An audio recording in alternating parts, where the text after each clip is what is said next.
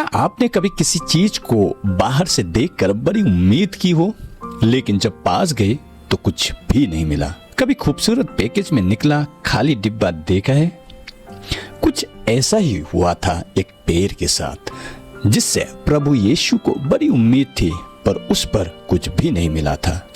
आज हम बात करेंगे एक पेड़ की कहानी जो केवल दिखावा करता था। और ये कहानी सिर्फ एक पेड़ की नहीं है, यह हम सब की कहानी हो सकती है। मार्कुस 11 का यह हिस्सा पैशन वीक यानी यीशु के क्रूस पर चढ़ाए जाने से कुछ दिन पहले का है।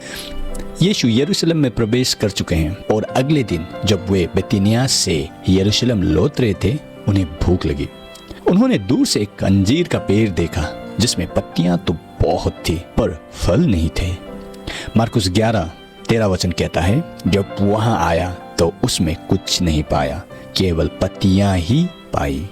अब कोई कहेगा, अरे यह तो अंजीर का मौसम ही नहीं था, तो फल कैसे होते? बिल्कुल सही, लेकिन जब अंजीर के पेड़ में पत्तियां होती हैं तो उस समय उस पर छोटे छोटे फल भी दिखने लगते हैं जिन्हें खाया जा सकता है।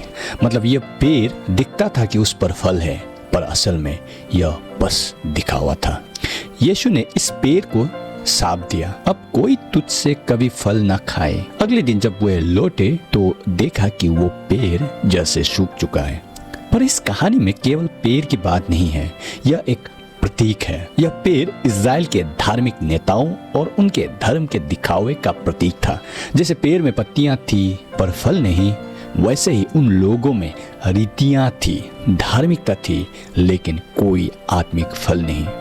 अगर आप ध्यान से देखें तो मार्कुस 11 में यह घटना मंदिर शुद्धिकरण के बीच में आती है। पहले अंजीर का पेड़ दिखाया गया, इसके बाद मंदिर की गलियों में लोग व्यापार करते दिखे और फिर से वही अंजीर का पेड़ दिखाया गया। दोनों घटनाएं एक ही संदेश देती है, धार्मिकता का ढोंग और फलहीनता। मंदिर में लोग तो थे, प्रार्थना भवन भी मौजूद था, लेकिन असली भक्ति और पवित्रता नहीं थी। यीशु को दिखावा पसंद नहीं, उन्हें असली फल चाहिए। यह कहानी हमारे लिए एक चेतावनी है। आज बहुत से लोग धार्मिक दिखते हैं, चर्च आते हैं, बाइबल पढ़ते हैं, भजन गाते हैं, लेकिन अंदर आत्मिक सूखापन होता है।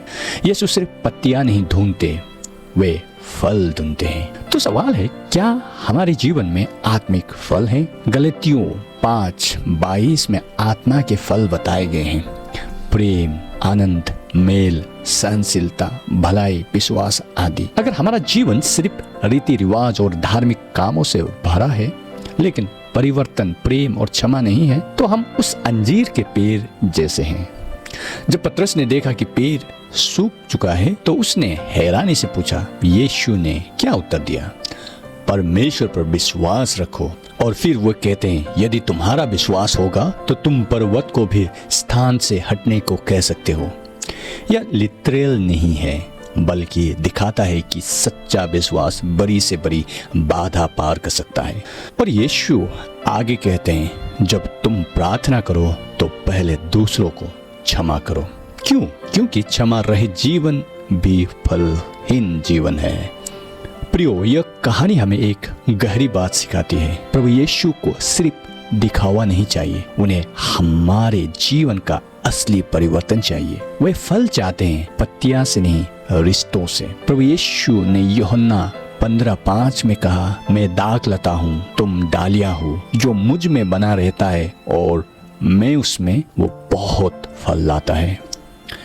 तो सवाल है, क्या हम मसीह में बने हुए हैं? क्या हम फल ला रहे हैं या सिर्फ दिखावे के पत्तों में जी रहे हैं?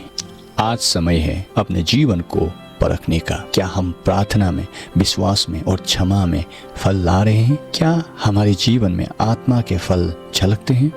अगर नहीं तो चलिए आज ही यीशु के पास आए, उसी में बने रहें, उसी से शक्ति पाएं, क्योंकि वही जीवन देता है और वही हमें फलदायक बनाता है।